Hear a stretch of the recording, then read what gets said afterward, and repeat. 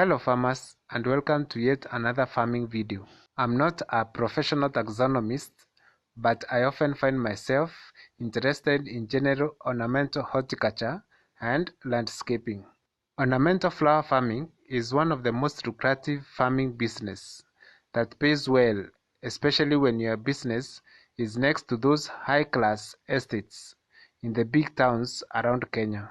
You just need some capital, skills, and a small space by the roadside. In this first video, I will start by general identification of about 10 to 15 common ornamental plants in Kenya. I think when we can identify the plants, then we can later get into the skills and tricks involved in landscaping. And by the way, what you consider a weed could be a flower to another person. So let's familiarize ourselves with some ornamental flowers. Catharanthus is an ornamental grown for the lovely flowers and its medicinal properties. Research has shown that it has some anti-cancer properties that are used in chemotherapy medication. However, extracts from its roots and shoots are known to be poisonous. It offers a variety of flower colors from white, pink to more reddish. It is a very hardy plant even in very dry areas with poor soils. Propagation is via seeds produced in the pods. And this is the famous Christ plant. I mean Christ as in Jesus the Messiah, not Jesus the footballer. People are creative. Imagine having a name that any evil being fall on its knees when mentioned. So cool. Its juices are toxic to domestic pets and it's an allergen to humans. However, it can be used to make organic pesticides to control snails in the farm.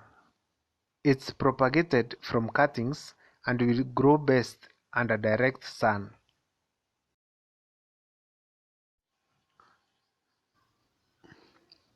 Canna lilies are grown for the color and shape of the leaves, and the flowers too. They grow best in rich, well-drained soils under full sunlight. Although I have found some of them tolerating the black cotton soils that retain a lot of wetness. They can be propagated from the perennial rhizomes.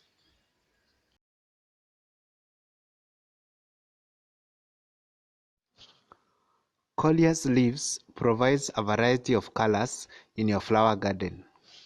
I will assume that you know that the green color in plants is due to the chlorophyll pigment, while other colors like red, purple, pink, orange, and so on are due to anthocyanins. Coleus grow well in moist, well-drained soils and perform okay in medium to full sun. Seeds or cuttings can be used for propagation, but cuttings are best if you need identical or true-to-type plants. You know what? These flowers remind me of this plant. Before the introduction of this sanitary technology, back in the village, when I was in primary school, these leaves were the only option. Now, if you are born in the city, in a rich family, and attended a group of schools, I'm sure you are like, what? Yeah, crazy but true. This far is by the grace of God. You best believe.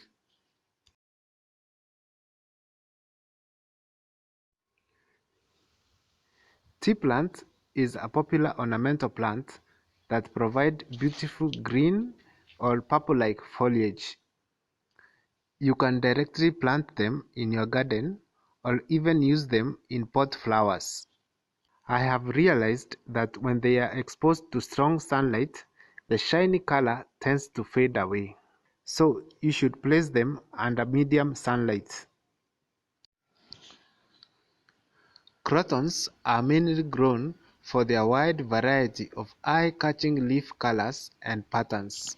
Some have wide leaves, others have narrow. Some have striped, or I should say variegated, and others have gold dust kind of pattern. Now, let me say that all parts of these plants are poisonous, especially the seeds. When crotons are damaged, they produce a milky sap that can be irritating to your skin and eyes. So, it is necessary to show some respect when handling them. Having said that, crotons are tough and relatively pest and disease free. It's simply an easy to grow houseplant. You can decide to pot them or plant them directly in your garden, and will develop their best leaf colors when kept in bright, light, direct sunlight.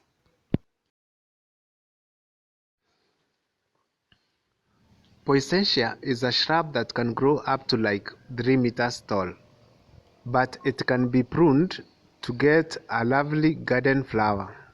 They are planted for their red-colored terminal leaves.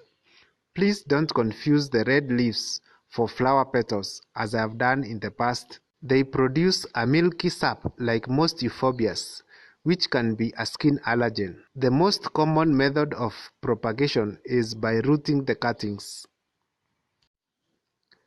Spider plants are easy to grow as houseplants. Their leaves are striped nice pattern that is really appealing in your setup.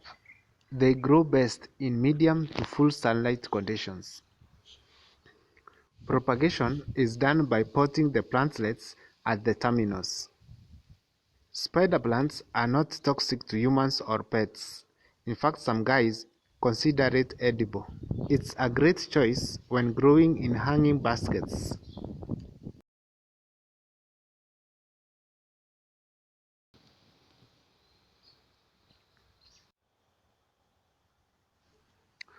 Corn plant is a popular house plant. Most people like to grow them as potted plants. It is propagated by rooting cuttings from mature stems. The shiny leaf color is best expressed in medium shade conditions.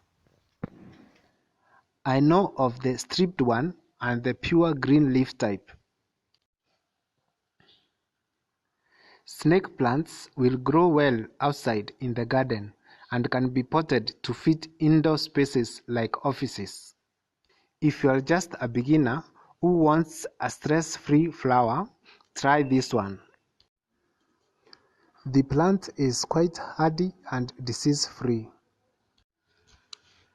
Philodendrons are planted mainly for their shiny green leaves. The leaves can be medium to large size, just as the ones you see on arrowroots. These are popular houseplants, and you'll find them inside offices, churches, and private houses. It is a great plant of choice to purify the air. Monstera deliciosa is not a true philodendron, but I choose to include it in this category of flowers. It has unique, attractive pattern on the leaves. If left to grow outside, it develops roots to attach to other plants seeking some form of support. Tree philodendron also offers its own unique leaf patterns. This is why this flower business is more of an art than a science, I think. Arrowhead is basically a climber, but it can be grown to provide ground cover to your flower garden. It can be planted in pots or directly in the garden and will be okay with medium to full sunlight. It will not perform as good in the very dark areas or underwater stressed conditions. All parts of these plants are poisonous, so exercise some discipline when dealing with them. In fact, let me just say philodendrons have a toxic substance in their tissues if ingested. They are best propagated from stem cuttings or by air layering. Ctenanthe are grown for their attractive leaves. The leaves have a nice pattern on top and a nice color at the bottom side too. Too much direct sunlight can result to fading of colors on the leaves. You can prune the plants at the nodes and use them as cuttings to propagate. Iresine is mainly grown for its red foliage. It requires rich, moist, well-drained soil and medium sun for the best color. You can use cuttings for propagation.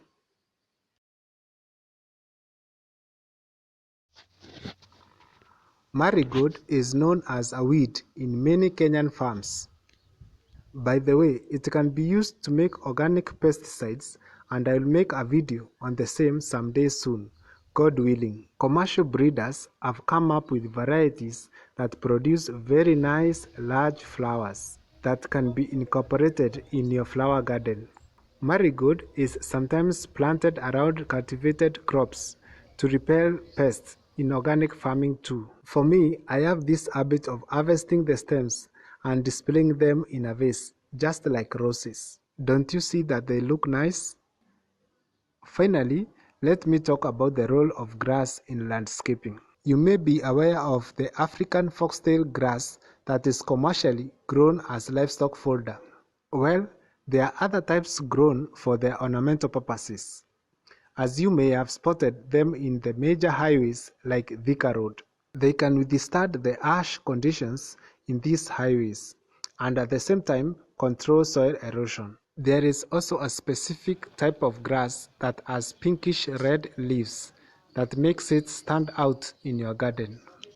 You can mix or alternate grasses to come up with a very attractive layout. Check out this layout with paspalum grass and bamboo. It blends too well that you can't separate the grass from the bamboo. I hope you have learned something from this video. Remember to like and subscribe. You can also consider donating to my work via PayPal. Thank you for watching. See you again and God bless you.